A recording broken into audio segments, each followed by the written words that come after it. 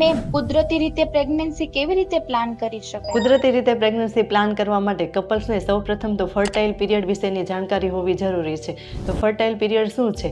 પીરિયડના કયા દિવસોમાં પ્રેગ્નન્સી રહેવાના ચાન્સ સૌથી વધારે હોય છે તેને ફર્ટાઇલ પીરિયડ કહેવામાં આવે છે. જે સ્ત્રીઓનું સાયકલ 28 દિવસનું ફિક્સ હોય તેમાં દર 14મા દિવસે ઓવ્યુલેશન થાય છે, એટલે એમાં પ્રેગ્નન્સી રહેવાના દિવસો 10મા દિવસથી 16મા દિવસ સુધીમાં હોય છે. બીજું છે કે ધીરજ. કોઈ બી પ્રેગ્નન્સી 1 મંથ, 2 મંથ કે 6 મંથમાં નથી રહી જતી, પણ જો હસબન્ડ અને વાઈફના બધા જ રિપોર્ટ્સ નોર્મલ હોય તો 12 મંથ સુધી રાહ જોઈ શકે છે. સ્ટ્રેસ બિલકુલ ના લેવો જોઈએ, પ્રોપર ડાયટ લેવો જોઈએ, સ્મોકિંગ, આલ્કોહોલ એવોઇડ કરવો જોઈએ અને કોફી, કેફી દ્રવ્યોને એવોઇડ કરવા જોઈએ. નોર્મલ બ્લડ રિપોર્ટ્સ જેવા કે HB, thyroid, prolactin, blood group husband અને વાઈફ બંને કરાવી લેવા જોઈએ.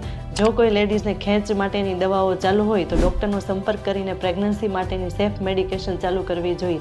જો કોઈ સ્ત્રી સ્કિન ટ્રીટમેન્ટ કરાવતી હોય તો તેને ડિસકન્ટિન્યુ કરવી જોઈએ. અને જે મહિલાઓનું પીરિયડ ઇરેગ્યુલર હોય, જેને PCOD હોય, બીજા કોઈ હેલ્થ રિલેટેડ ઇસ્યુ હોય, એમણે પ્રોપર ડૉક્ટરની એડવાઇસ સાથે પ્રેગ્નન્સી પ્લાનિંગ કરવી જોઈએ.